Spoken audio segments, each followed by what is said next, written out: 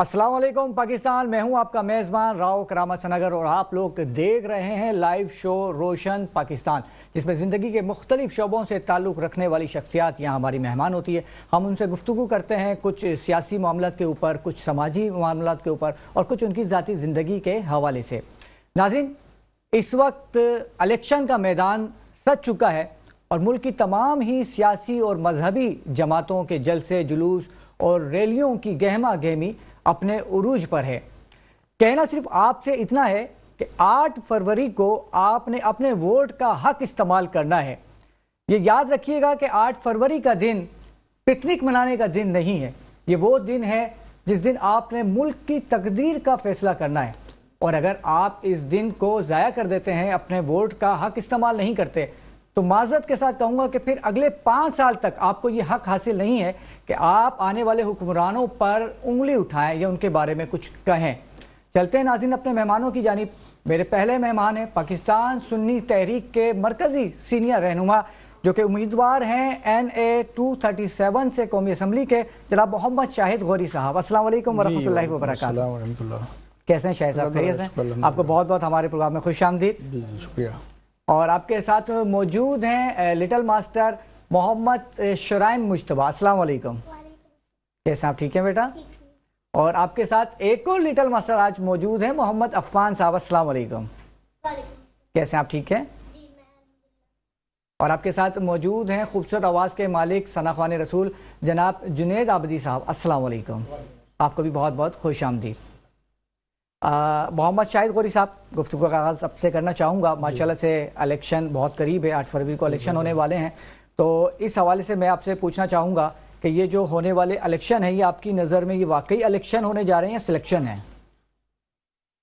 बिस्मिल्लाहिर्रहमानिर्रहीम। सबसे पहले तो मैं ये कहूँगा कि ज़ाहिर मैं उम्मीदवार हूँ, तो मुझे तो यकीन है कि ये इलेक्शन है और इन इलेक्शन को अच्छा बनाना और इस इलेक्शन के नताइज को अच्छा करना ये वोटर्स का काम है। तो जितने भी उम्मीदवार होते हैं उनको ज़ाहिर मोटिवेशन करना होता है, उन्होंने अपनी बात करनी होती है, मुल्क को कैसे चलाना है और मुल्क के निज़ाम में जो पहले ख़राबियाँ हैं उनको आगाही फराहम करनी होती है।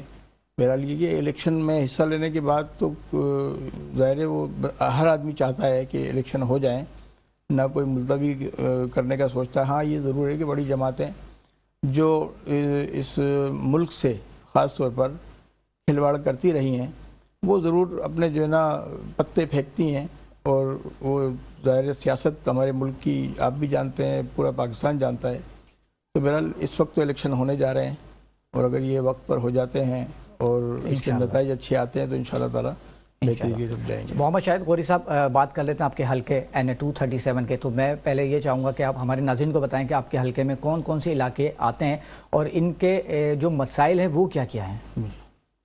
सबसे पहले तो ये बताऊँगा कि मैं ये लाइन्स एरिया और तारिक रोड, आज़म बस्ती, महमूदाबाद, ये बहुत बड़ा हल्का है जिसमें PS के 3 हल्के इसमें आते हैं और तकरीबन 4.25 लाख के करीब जो है इसमें वोटर हैं। तो इस हलके में तो मैं समझता हूँ कि ये हलका क्या, पूरे कराची, पूरे पाकिस्तान का हाल आप जानते हैं। आपके पास तो ज़्यादा मसाइल आते होंगे। तो सबसे बड़ा मसला तो कराची का पानी है। जी बिल्कुल। पानी समझ लें कि नापैद है। ऐसा जैसे पहले के ज़माने में कुओं से भरकर पानी लाते थे, तो आज के जदीद दौर में भी लोग अपने हाथों में गैलन लेकर और बोतलें लेकर घूमते नज़र आते हैं। तो सबसे बड़ा मसला पानी है।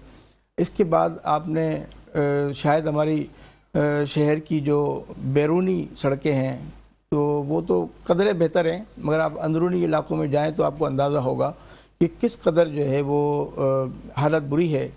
ना सीवरेज का निज़ाम ठीक है, ना सड़कों का निज़ाम ठीक है, ना नालियों का निज़ाम ठीक है। हाँ, ये ज़रूर है, हम भी इस बात की मालूमात रखते हैं कि वो खातों में, अपने रिकॉर्ड में कई मरतबा वो सड़कें बन चुकी हैं, कई मरतबा वो सीवरेज की लाइनें बिछ चुकी हैं, मगर वो काम जो है हकीकी मानों में नहीं होता और आवाम को धोखा दिया जाता है।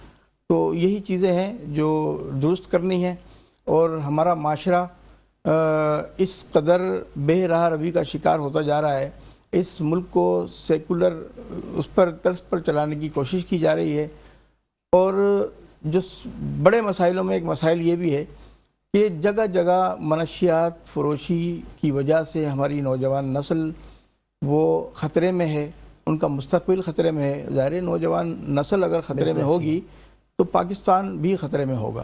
تو ظاہر ہے کہ اس منشیات فروش جو ہیں جتنے بھی، بلکہ ایک نہیں، کراچی بھر میں، یہاں تک کہ ہماری معلومات کے مطابق اسکولز کالجز میں بھی جو ہے منشیات پہنچائی جاتی ہے، اور وہ کن ذرائع سے پہنچتی ہے وہ بہر اس کو یہ قانون نافذ کرنے والے ادارے، ان کی ذمہ داری بھی ہے۔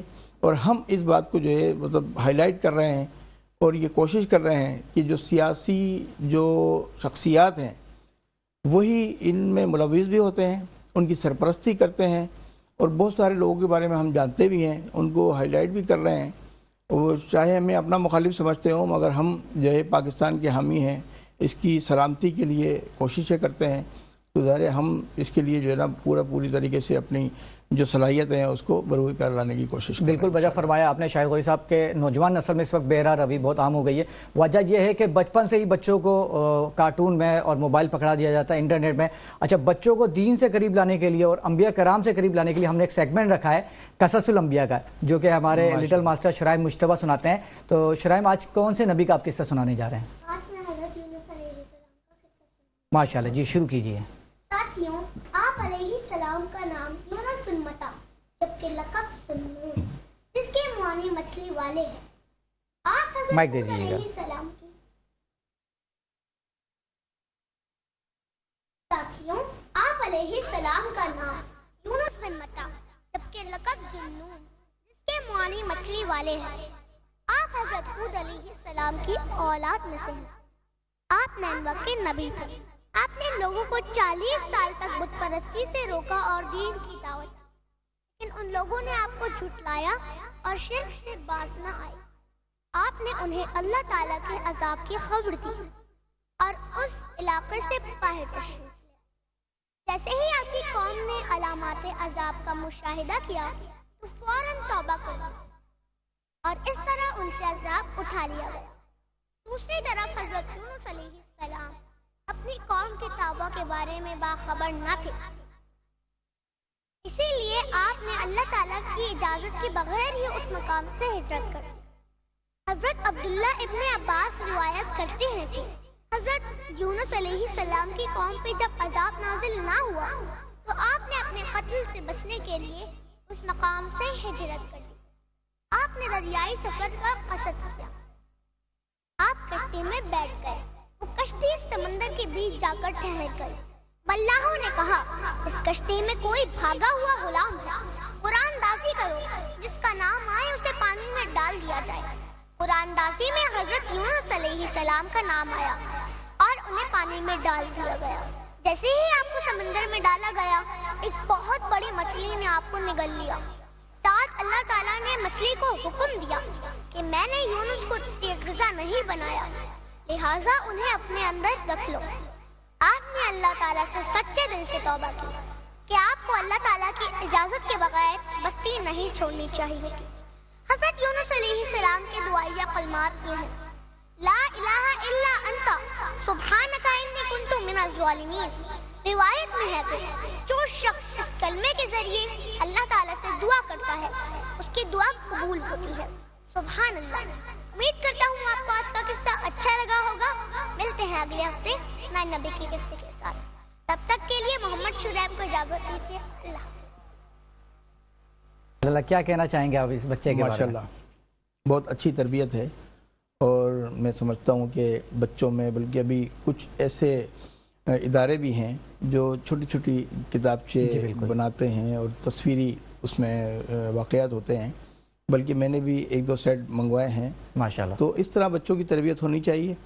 دینی معلومات بہت ضروری ہے، اور یہ سمجھ لیں کہ معاشرے کی بہتری کے لیے سب سے بڑا اقدام ہے۔ اور میں سمجھتا ہوں کہ جو والدین اپنے بچوں کی تربیت پر توجہ دیتے ہیں، نہ کہ یہ کہ ان کو جو ہے دنیاوی معاملات میں لگا دیا جائے، تو دنیا بھی ساتھ ہونی چاہیے، کھیل کود بھی ساتھ ہونا چاہیے، مگر اس کے ساتھ ساتھ انسان کو آخرت کی تیاری بچپن سے ہی کرانی چاہیے۔ بالکل بالکل ضرور۔ اچھا، ہمارے ساتھ موجود ہیں محمد عفان جی، آپ کیا سنا رہے ہیں؟ جی بالکل شروع کیجیے. القدس کی سرزمین، انبیاء کی سرزمین، یہ صحابہ کی سرزمین، اولیاء اللہ اور بزرگان دین کی زمین ہے، جسے تمام نوع انسانی عزت و احترام کی نگاہ سے دیکھتی ہے. ذرہ ذرہ مقدس ہے جس کا. آج اس سرزمین سے معصوم بچوں کا قتل عام ہوا ہے.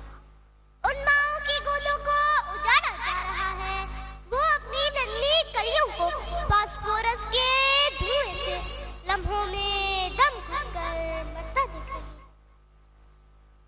یہ سرزمین اب معصوم بچوں، بزرگوں اور جوانوں کے خون اور بے جان کٹے ہوئے جسموں سے بھر چکی ہے.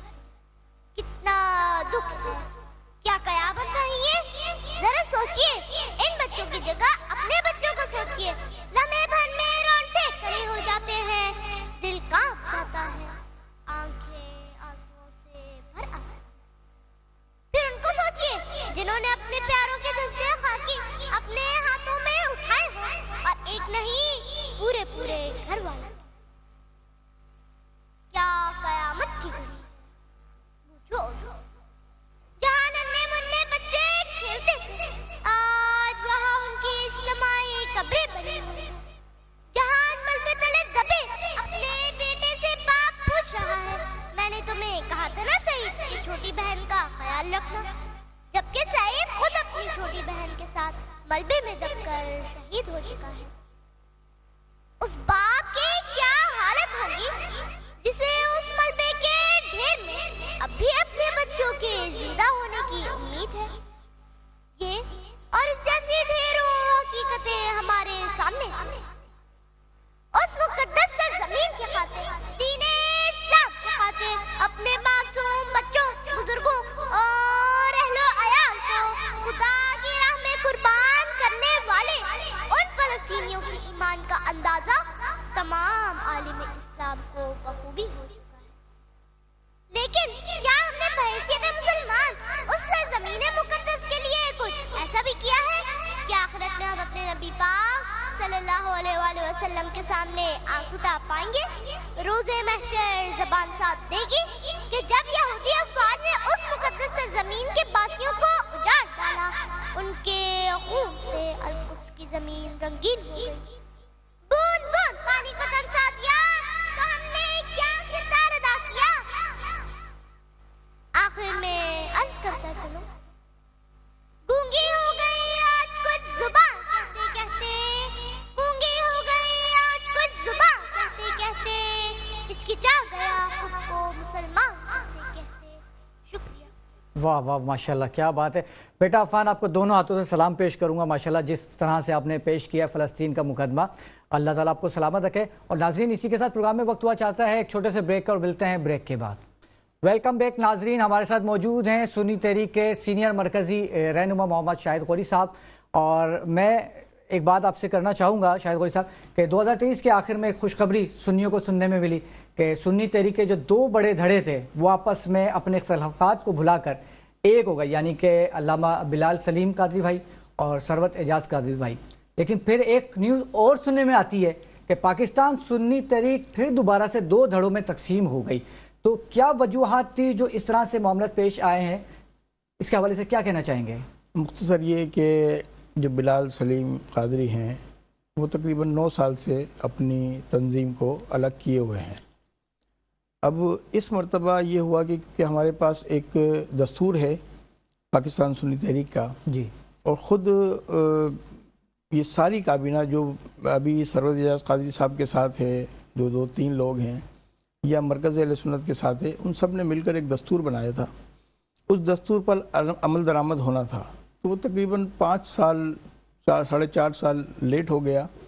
اب اس دستور کے مطابق الیکشن ہونے تھے، party election, intra party election, تو وہ ظاہر اس میں تاخیر ہو گئی. تو پوری مرکزی کابینہ کی جانب سے یہ فیصلہ کیا گیا کہ اس میں احتساب کا بھی سلسلہ ہوتا ہے. بہرحال یہ بہت بڑی ایک سٹوری ہے، اور احتساب بھی ہوا. اور وہ احتساب جو ہے جو مرکزی کابینہ نے یا ثالثی کمیٹی نے کیا، وہ تقریباً 177 پیج پر ہے وہ احتساب.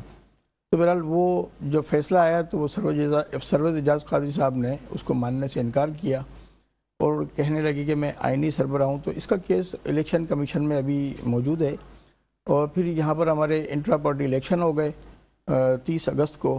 تو اس کے بعد 30 اگست 2023 جی اس کے بعد شاداب رضا نقشبندی وہ نئے سربراہ منتخب کر لیے گئے.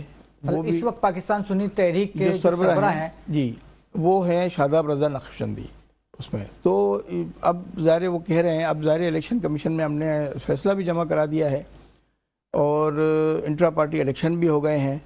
تو باقی کوئی مسئلہ نہیں ہے. ظاہر بہرحال وہ یہ کچھ اور سوچ کر انہوں نے یہ سب اقدامات کیے تھے اور میں سمجھتا ہوں کہ اس کا فیصلہ جلدی ہو جائے گا.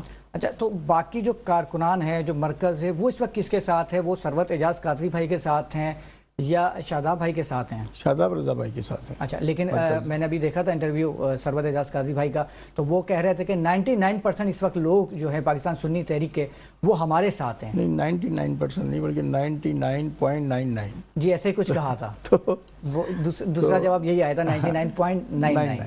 تو بہرحال وہ ٹھیک کہہ رہے ہوں گے. اچھا تو کوئی مصالحت کے بیچ میں کسی نے کوشش کی گئی کوئی آپس میں اتحاد پیدا کرنے کی اتفاق؟ کیونکہ دیکھیں میرا مقصد جو ہے مزید جو ہے انتشار کو ہوا دینا نہیں ہے کیونکہ میں بھی سنی ہوں اور ہماری سنیوں کی جماعت ہے. تو ہر سنی کے دل کی خواہش ہے کہ آپس میں مل کے اتحاد کے ساتھ الیکشن لڑا جائے, جماعت ایک منظم ہو کے آگے چلے. بہرحال ہم نے تو اب بھی ایک پیغام ان کو بھیجا ہے کہ آپ بیک ہو جائیں یا اسٹاپ کر دیں ان چیزوں کو بیٹھ کر, کیونکہ جب یہ چیزیں سب باہر آنا شروع ہوئیں تو ہم نے ان کو یہ ایک میسیج دیا بلکہ پیغام دیا. اس کے اندر نیگوسیشن بھی چلتی رہی اور کچھ کمیٹیاں بن گئیں آپس میں مگر وہ اس پر ایگری نہیں ہوئے. انہوں نے کہا کہ میں سربراہ بنوں گا.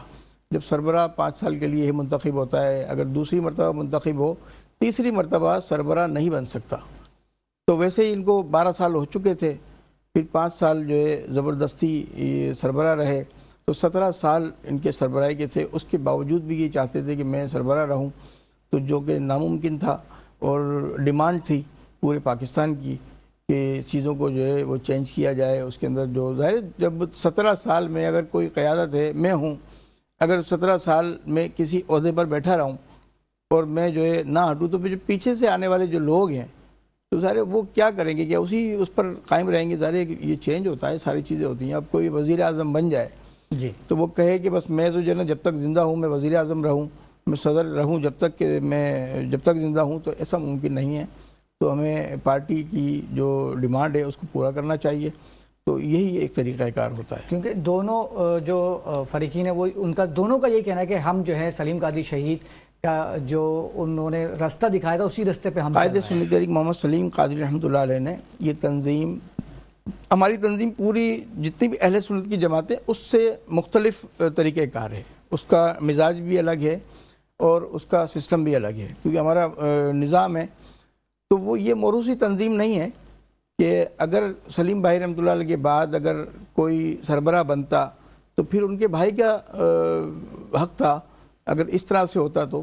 اور اسی طرح سے اگر بیٹا, جب ان کا بیٹا یہ کہنے لگا بھائی میں میرے والد کی تنظیم ہے تو میں اس کا سربراہ بننا چاہتا ہوں, اس نے احکامات بھی جاری کیے, تو اس کو پھر ہم نے یہی بات کہی. وہ ہمارا چھوٹا بھائی ہے اور ہم نے اس کو یہی کہا کہ قائد سنی تحریک محمد سلیم قادری رحمۃ اللہ علیہ تنظیم ہمیں سکھا کر گئے ہیں, صحیح ہے, آپ بیٹے ہیں, آپ تنظیم کو سیکھیں تو پھر اس کے بعد جو ہے وہ آپ اس سسٹم کے تحت جو ہے چلیں. انہوں نے انکار کر دیا, انہوں نے اپنی تنظیم بنا لی. اب ظاہر ان کو سیکھتے سیکھتے بہت کچھ سیکھ گئے ہیں وہ, مگر اس میں 10 سال ان کے خرچ ہو گئے ہیں. اگر وہ تنظیم میں ساتھ لگے ہوتے تو زیادہ طاقت بھی ہوتی اور صلاحیت ہوتی. بہرحال اس کے اچھے برے جو نقصانات یا وہ ہیں کیا نام ہے اثرات, وہ انہوں نے بھی دیکھے, ہم نے بھی دیکھے. تو بہرحال یہ ایک ہم اپنا مقدر سمجھ کر کہ ظاہر سلیم بھائی رحمۃ اللہ علیہ نے تنظیم اس لیے نہیں بنائی تھی کہ میرے خاندان کی یہ وراثت میں رہے. اور اسی طرح عباس بھائی رحمۃ اللہ علیہ جب شہید ہوئے تو سرور اعجاز قادری صاحب کو منتخب کیا گیا. اب وہ چاہتے تھے کہ میں ساری زندگی سربراہ رہوں, تو بہرحال یہ ممکن نہیں تھا. تو لہٰذا بہرحال یہ کہ انسان ہر شخص اپنی مرضی کا مالک ہے. اگر وہ تنظیم کا اگر کوئی ہمارا وہ نہیں ہوتا, سسٹم نہیں ہوتا, تو قائد سنی تحریک محمد سلیم قادری رحمۃ اللہ علیہ کے صاحبزادے محمد بلال سلیم قادری تو وہ تو ہم پر جو ہے نا پتہ نہیں کیا مقدمے کرتے تھے، وہ بھی جانتے ہیں کہ یہ سسٹم سے تنظیم چلتی ہے، تو انہوں نے بہتر سمجھا کہ اپنی تنظیم بنا کر شاید کوئی صاحب آپ کو نہیں لگتا کہ یہ آپس میں یہ جو اتحاد نہیں ہے اس کی وجہ سے ہونے والے جو الیکشن ہے اس میں ووٹ بینک آپ کا کٹے گا یا جی بالکل، نقصان تو ہر سطح سے ہوتا ہے. نقصان تو یہ سمجھے کہ اگر ہم دو لوگ اگر ایک ٹیبل پر بیٹھ کر کھانا کھا رہے ہیں، اگر آپس میں بات نہ کرتے ہوں تو بھی نقصان ہے. بالکل ہماری بھوک پر اثر پڑتا ہے، ہماری غذا پر اثر پڑتا ہے، ہماری جو صحت پر اثر پڑتا ہے. اگر ہم ناراض ہو کر دو لوگ کھانا کھا رہے ہوں اور اگر اس میں اگر دین کا کام اس طرح سے کیا جا رہا ہو، ظاہر ہے وہ ان کا سوچنے کا طریقہ الگ ہے، میرا سوچنے کا طریقہ الگ ہے، کسی اور کا الگ ہے، مگر کسی چیز پر تو ہم بیٹھ کر ایک لاہ عمل طے کر سکتے ہیں. بالکل. تو بہرحال اگر کسی کا مرضی نہیں ہوتی یا کسی کی ایسی خواہش نہیں ہوتی تو ہمارا کہنا تو یہ ہے، میرا اپنا ماننا یہ ہے کہ اگر کسی چیز پر آپ اگر وہ نہیں ہیں، ایگری نہیں ہیں، اور آپ سمجھتے ہیں کہ میں اس کا سسٹم کا حصہ، میں اس کو اچھا نہیں سمجھتا، تو آپ جو ہے وہ اپنے آپ کو سائڈ کر لیں، نہ کہ آپ پوری سسٹم کو سائڈ کریں. ٹھیک، تو یہ زیادہ بہتر ہوتا ہے. شاہد غوری صاحب، ماشاءاللہ سے پاکستان سنی تحریک کوئی آج کی جماعت نہیں ہے، دہائیوں کا ایک سفر ہے، اور نہ یہ ایک علاقے کی جماعت ہے، نہ ایک شہر کی، نہ ایک صوبے کی، بلکہ پورے پاکستان کی ایک جماعت ہے. تو کیا وجہ ہے کہ پاکستان سنی تحریک جو ہے صوبائی اسمبلیوں میں، قومی اسمبلیوں میں نمائندگی حاصل نہیں کر پاتی؟ دیکھیں، ایک تو معاملہ تو بہت گہرا ہے یہ، کیونکہ ویسے بھی آپ یہ دیکھیں کہ جیسے بہت ساری مذہبی جماعتیں ہیں، کچھ جماعتیں جیسے JUI ہے، وہ خالصتاً مذہبی نہیں بلکہ وہ تو کام ہی سیاست کے لیے کرتے ہیں، مولانا فضل الرحمان. اسی طرح سے جماعت اسلامی ہے کہ جماعت اسلامی بھی پاکستان بننے سے پہلے کی جماعت ہے، ٹھیک ہے، اور اس کو بھی خاطر خواہ کوئی کامیابی نہیں ملتی. ہاں، اگر وہ کوئی ان کے اپنے پیٹرن ہیں کام کرنے کے، تو بہرحال ہم تو یہ سمجھتے ہیں کہ پاکستان میں مذہبی جو طبقہ ہے اس کو دھکیلنے کی کوشش کی جاتی ہے. انہیں معلوم ہے کہ اگر مذہبی لوگ اگر آگے آ گئے، اب دیکھیں جیسے کہ ہم نے کوئی 2002 سے پاکستان سنی تحریک جو ہے وہ رجسٹرڈ ہے، اور 2002 کے الیکشن میں بھی ہمارا شمار جب آیا کراچی میں تو ہم تقریباً تیسرے نمبر پر اور چوتھے نمبر پر تھے. تو اس کے بعد ظاہر وہ جو ریاستی معاملات چل گئے اور تعصبی معاملات چل گئے، زبان کی بنیادوں پر بڑے فسادات ہو گئے، تو اس کی وجہ سے جو ہے نا کافی ہم متاثر بھی ہوئے. ہمارے تقریباً اس کراچی شہر میں 267 کے قریب لوگ ہمارے کارکن شہید ہوئے، 2 قیادتیں شہید ہوئیں. ذرا اس کا بھی بہت بڑا اثر ہوتا ہے. اگر کسی کا بیٹا شہید ہو جائے، کوئی اس کو قتل کر دے، تو پورا خاندان متاثر ہو جاتا ہے. تو ہم نے 2 قیادتیں ہماری شہید ہوئیں اور ہمارے سینکڑوں کارکنان شہید ہوئے. تو ظاہر اس میں ہر مرتبہ سنبھلنے کا موقع نہیں ملتا، مگر اب ضرور یہ ہے کہ اللہ تعالیٰ کا شکر ہے کہ فوج کی مداخلت سے کراچی آپریشن، ضرب عضب آپریشن اور دیگر جو آپریشن ہوئے، تو اس کی وجہ سے دہشت گردی بہت کم ہوئی. اور جیسے ہر روز کہیں نہ کہیں ہمیں یہ سننے کو ملتا تھا کہ بم دھماکہ ہو گیا، تو دہشت گردی بہت زیادہ اس پر قابو پا لیا گیا، اور یہ اس میں ہر ایک پاکستانی نے اس کے اندر حصہ ڈالا ہے. تو اب کہیں سنبھلنے کا موقع ملا ہے. اب الیکشن سے پہلے اگر تھوڑا سا ہمیں بڑا اچھا وہ ایک نظام تھا، مگر یہ ہمارا جو تنظیمی معاملات آ گئے، اس کے باوجود بھی ہم نے پاکستان تحریک لبیک پاکستان کے ساتھ جو ایک اہل سنت کی بڑی جماعت جو ابھر کر سامنے آئی ہے، ہم اس کا پہلے بھی حصہ رہے جب اتحاد میں شامل تھے. اس کے بعد ہمارے سربراہ نے یہ فیصلہ کیا کہ ہمیں یہ ہمارا الیکشن لڑنے کا کوئی ارادہ نہیں تھا، کوئی ہمارا وہ نہیں تھا کہ ہم الیکشن میں حصہ لیں، اپنے لوگ نمائندے کھڑے کریں. تو ہمارا تو یہ تھا کہ ہم اہل سنت کی اچھی جو جماعتیں ہیں ان کو اکٹھا کریں، اتحاد کریں، اور اپنی طاقت جو بھی ہماری حیثیت ہے اس حیثیت کے مطابق ہم جو ہے ان کے ساتھ اپنی شیئر کر لیں ان کو، اپنی ساری صلاحیتوں کو. تو بہرحال اہل سنت کی بہت ساری مقتدر شخصیات انہوں نے کچھ نام پیش کیے، اس سے زیادہ نام بھی تھے پنجاب میں بھی، سب جگہ. تو ہم ظاہر ابھی بہت زیادہ معاملات بھی تھے.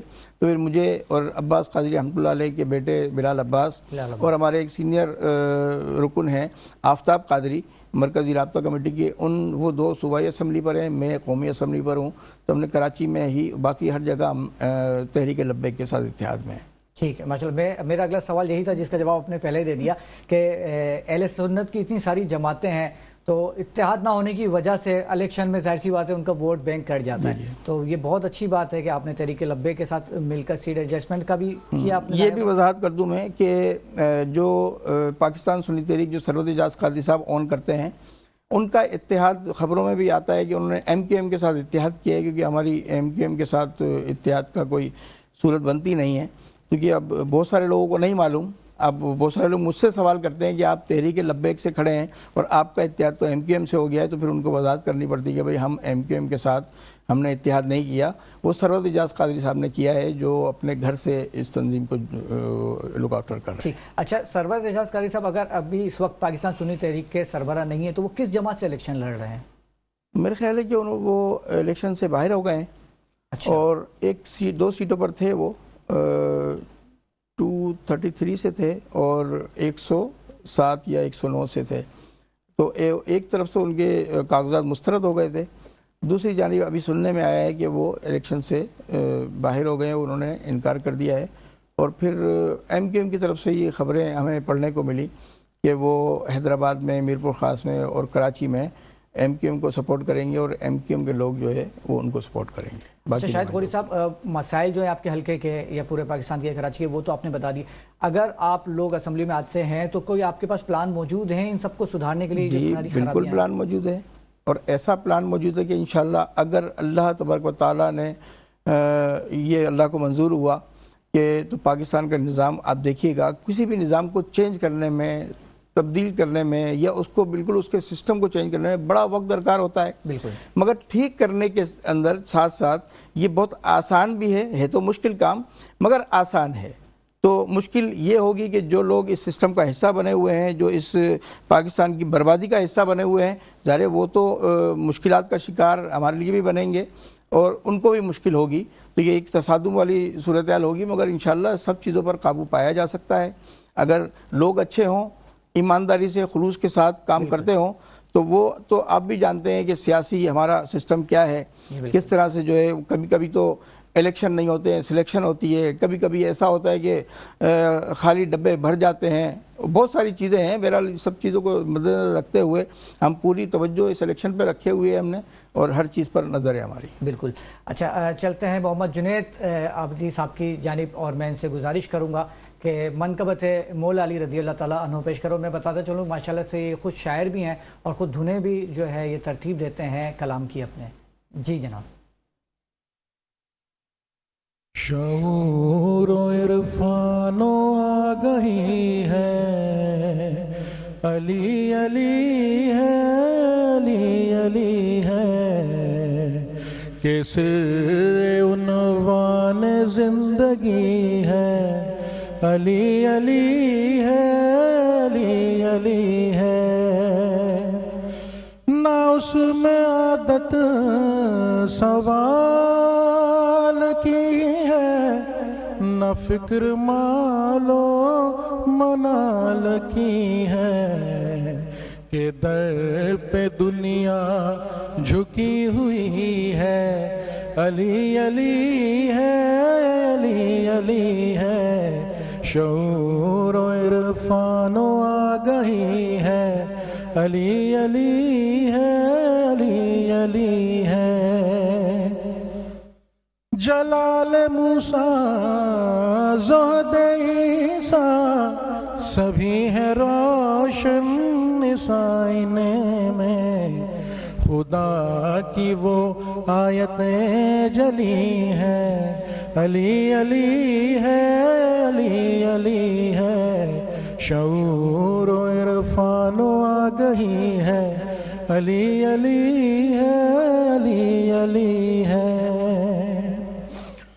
کہ موت جس کے نظر میں ہم نے حیات سے بھی گداز دیکھی, کہ موت جس کی نظر میں ہم نے حیات سے بھی گداز دیکھی, یہ اس قبیلے کا آدمی ہے, علی علی ہے, علی علی ہے. شعور و عرفان و آگہی ہے, علی علی ہے علی علی ہے مجھ کو تینوں ہی سب سے پیارے کہ ہیں حقیقت کے رنگ سارے ہیں مجھ کو تینوں ہی سب سے پیارے کہ ہیں حقیقت کے رنگ سارے خدا خدا ہے نبی نبی ہے علی علی ہے علی علی ہے شعور و عرفان و آگاہی ہے علی علی ہے علی علی ہے. سبحان اللہ، ماشاء اللہ، اللہ تعالیٰ آپ کو سلامت رکھے. شاہد غوری صاحب، آپ یہاں پہ تشریف لائے، آپ کی آمد کا بہت بہت شکریہ. اور ناظرین، جب بھی کوئی معاملہ ہو تو ہمیشہ دونوں فریقین کا موقف سننا چاہیے. شاہد غوری صاحب نے اپنا موقف پیش کر دیا اور میری پوری کوشش ہوگی کہ ہماری اگلی ایپیسوڈ میں سرورت اعجاز بھائی یا علامہ بلال سلیم قادری بھائی یہاں پہ تشریف لائے تاکہ ان کا بھی موقف سنا جائے. اور میری دلی خواہش ہے اور ہر سنی کے دل کی خواہش ہے کہ تمام سنی قیادت متحد ہو کے کام کریں. دونوں ہی دھڑے ہمارے سر کے تاج ہیں. اور ناظرین، اس وقت پروگرام میں وقت ہوا چاہتا ہے ایک چھوٹے سے بریک کا، اور ملتے ہیں بریک کے بعد. ویلکم بیک ناظرین. دوران وقفہ ہمیں جوائن کیا ہے سپروائزر پاور ایگل مس سمیرہ خان. السلام علیکم. وعلیکم السلام. بہت بہت خوش آمدید. بہت شکریہ. اور آپ کے ساتھ موجود ہیں مشہور و معروف آسٹرولوجر جناب فواد بھٹی صاحب. السلام علیکم. وعلیکم السلام. کیسے ہیں آپ؟ ٹھیک ہیں الحمدللہ. آپ کیسے ہیں؟ ٹھیک ہیں. کرم علیکم. ایک بار پھر آپ کو خوش آمدید. کہاں غائب تھے آپ؟ Thank you very much for inviting me in your show. اور آپ نے بلایا، ایسا ہو نہیں سکتا کہ ہم نہ آئیں. محبت ہے آپ کی. اچھا، الیکشن کا میدان سج چکا ہے، اور تو آپ کے ستارے کیا کہتے ہیں الیکشن کے حوالے سے کہ کون سی پارٹی جیتنے جا رہی ہے؟ دیکھیں، بظاہر جو ملکی حالات کے حساب سے اگر دیکھا جائے تو پنجاب میں جو ہے وہ نواز شریف جو ہے وہ لیڈ کرتے ہوئے دکھیں گے. اچھا، یہ آپ ملکی حالات کے حوالے سے بتا رہے ہیں یا اپنے ستاروں کے چاند ستاروں کے حوالے سے؟ ستاروں کے حساب سے بھی نواز شریف کے ستارے کمپیریٹیولی بہت سارے لوگوں کے بہت اچھے ہیں، شو ہو رہے ہیں. جو بات نہیں پتا عوام کو وہ بات میں ضرور مینشن کر دیتا ہوں نہیں پتا کہ سب کو پتا ہے. جی بالکل. 30 مارچ 2025 جو ہے وہ سب لوگ جو ہے نا اس ڈیٹ کو یاد کر لیں. اس کے بعد سے نواز شریف کے حالات ویسے ہی ہو جائیں گے جو باہر جانے سے پہلے تھے. نہیں کریں تو ان کنڈیشنز میں وہ دوبارہ واپس جانے کے ان کی پوری انڈیکیشنز ہیں. پھر اس کے ساتھ ساتھ اس کی وجوہات کیا بنیں گی، اس کا بیک گراؤنڈ یہ ہوگا کہ آپ دیکھیں گے کہ جب مڈ آف 25 سٹارٹ ہوگا جون جولائی، تو ہمارا پڑوسی ملک بھارت جو ہے وہ پاکستان کے ساتھ کچھ ایسی حرکات کرے گا جس کی بنا پر یہ سارے معاملات جو ہیں وہ ڈائیورٹ ہوں گے. اور پھر کچھ ایکشنز ایسے ہوں گے جس کے ثمرات جو ہیں وہ ملکی حالات پہ، ہماری سیاست پہ بہت زیادہ اثر و رسوخ رکھیں گے. تو یہ وجوہات ہوں گی جس کی وجہ سے اب پروگرام کا جو ہمارا ٹائم ہے وہ شارٹ ہے، ورنہ میں ان ڈیپتھ انالیسس کرتا کہ مزید اس میں کیا کیا چیزیں آ سکتی ہیں. ٹینشن نہیں لے، پروگرام کے بعد مل کے بیٹھ کے یہاں پہ ریکارڈ کریں گے موبائل سے. پھر پاکستان کے حوالے سے میں یہ بات بولوں، اللہ نہ کرے کہ ایسا ہو، لیکن یہ جو جولائی سے اگست کا جو ٹینیور ہے نا، یہ پاکستان کی اوور آل سینیریو کے لیے نا بہت اچھا نہیں ہے. اس میں اللہ نہ کرے کسی اہم سیاسی شخصیت یا کسی اہم پولیٹیکل پارٹی کے اوپر کوئی اٹیک ہو سکتا ہے، کوئی بلاس ہو سکتا ہے. اللہ نہ کرے کہ ایسا ہو، لیکن انڈیکیشنز ہیں تو سب کو بہت زیادہ کیئرفل رہنا چاہیے. اگر کمپیریٹیولی دوسرے لوگوں کی بات کی جائے جو پولیٹیکل پارٹیز سے بلونگ کرتے ہیں، تو اگر جیسے کہ بلاول بھٹو کے ستارے جو ہیں تھوڑا سا ٹربل سم ہیں، ان کو بہت زیادہ اپنا کیئر کرنا چاہیے. آصف زرداری کے ان کے مقابلے میں جو ہے کافی بہتر پوزیشن ہے، لیکن بلاول بھٹو کے پرابلمٹک ہے. پھر اس کے بعد خالد مقبول صدیقی کو اپنا بہت زیادہ دھیان رکھنا چاہیے، ایم سے جو ان کا تعلق ہے ان کے ستارے تھوڑے سے گردش میں ہیں. شہباز شریف کو اپنا بہت زیادہ دھیان رکھنا چاہیے، ان کے بھی ستارے بہت زیادہ گردش میں. جی کیا بات ہے. اچھا، چلتے ہیں سمیرہ کی جانب. تو سب سے پہلے میں چاہوں گا کہ آپ اپنی کمپنی کا ہمارے دیکھنے والے ناظرین کو کچھ تعارف کروائیں. بیسیکلی ہم ایک کمیونٹی سے بلانگ کرتے ہیں، وہ ہے پاور ایگلز، اور پاور ایگلز کی جو کو فاؤنڈر ہیں وہ miss Binish Abu Bakr. She is top earner of Middle East and Pakistan, and yes she is one and only diamond manager of Pakistan, and yes TLG also. تو بیسیکلی ہمارا جو پرپس ہے پاور ایگلز کا وہ ہے پاکستان سے ملینئرز کے ریٹ کرنے کا. ٹھیک ہے، ہم یہاں پر پاکستان میں جو ہے زیادہ تر پاور ایگلز ماشاءاللہ سے ایک ایسی کمیونٹی اس وقت چل رہی ہے جو کہ پورے ورلڈ میں ہے. مینس کہ یہاں پر ہر ملک سے ہر طرح کا بندہ کام کرتا ہے. اس میں یہ نہیں ہے کہ آپ کی ایج، آپ کی کوالیفیکیشن ہو، آپ کے پاس کوئی ایکسپیرینس ہو، نتھنگ ایلس. ٹھیک ہے. سو بیسیکلی ہم جو کرتے ہیں آپ کو ڈیجیٹل مارکیٹنگ سکھاتے ہیں جس میں آپ کو گھر بیٹھے آپ ایک کیسے ایک برانڈ ایمبیسڈر بن سکتے ہیں. برانڈ ایمبیسڈر کا مطلب یہ ہوتا ہے کہ آپ ایک باہر ملک کی کمپنی کے ساتھ ایفیلیٹڈ ہوتے ہیں اور اس میں جو ہے آپ کو کچھ اس طرح کا کام ہوتا ہے لائک آپ اپنے ورک کو پروموٹ کر رہے ہوتے ہیں. ٹھیک ہے. تو یہ ہوتا ہے کہ آپ کو ڈیلی بیسس پہ ہر چیز سکھائی جاتی ہے کہ کس طرح سے آپ نے اپنے آپ کو سوشل میڈیا پہ ایکٹیو رکھنا ہے اور تھرو سوشل میڈیا آپ کس طرح سے ملٹیپل کرنسیز کو ارن کر سکتے ہیں. رائٹ. اچھا کوئی اگر آپ کے ساتھ مل کے کام کرنا چاہے تو کس طرح سے رابطہ کرے گا آپ سے؟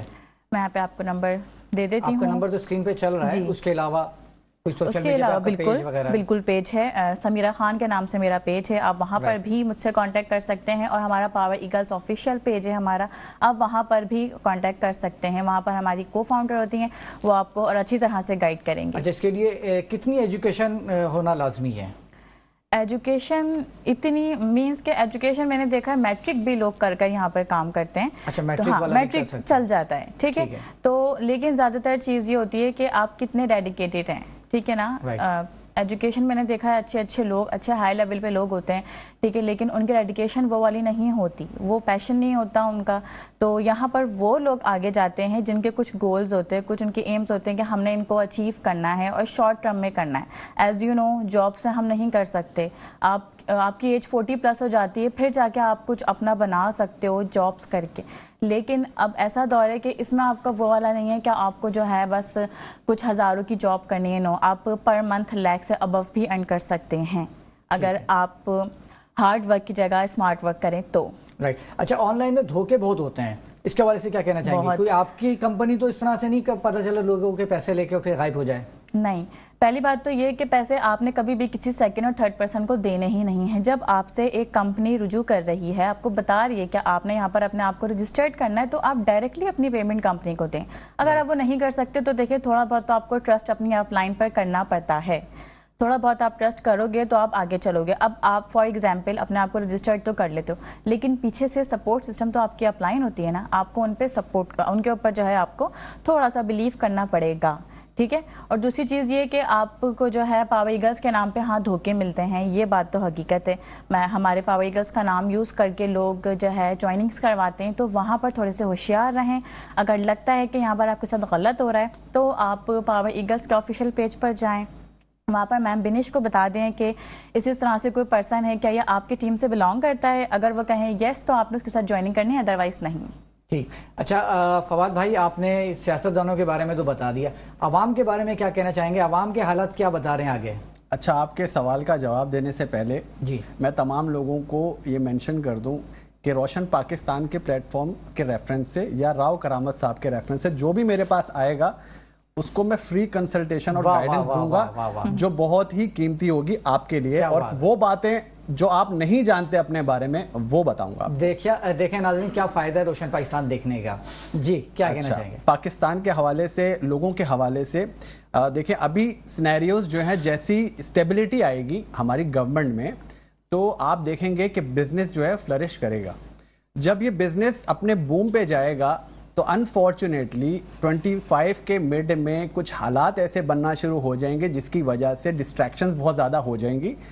تو آپ یہ سمجھ لیں کہ اس کا براہ راست ہمارے نیبرنگ کنٹریز جو ہے نا وہ ان کی وجہ سے کچھ ایسی پرابلمس کریٹ کر دی جائیں گی. جب وہ دیکھیں گے کہ پاکستان جو ہے اب اپ لفٹ ہو رہا ہے تو وہ پھر شرارتیں کرنا شروع کر دیں گے. مطلب باز نہیں آئیں گے تو وہ باز نہیں آئیں گے اور پھر لوگوں کو یہ پرابلمس آنا شروع ہو جائیں گی. اور انسرٹینٹی جو ہے نا وہ میں یہ دیکھ رہا ہوں پاکستان کی, وہ اینڈ آف اکتوبر 2026 یہ ڈیٹ آپ یاد کریں جب پاکستان کو یہ پرابلمس کا سامنا کرنا پڑے گا اور کشیدگی میں جو ہے نا اضافہ ہوتا چلا جائے گا. اس کی وجوہات بہت ساری ہو سکتی ہیں. کشمیر کا میٹر ہو سکتا ہے جو کہ اتنے عرصے سے ریزالو نہیں ہوا, تو یہ بہت سارے اور میٹرز ہو سکتے ہیں.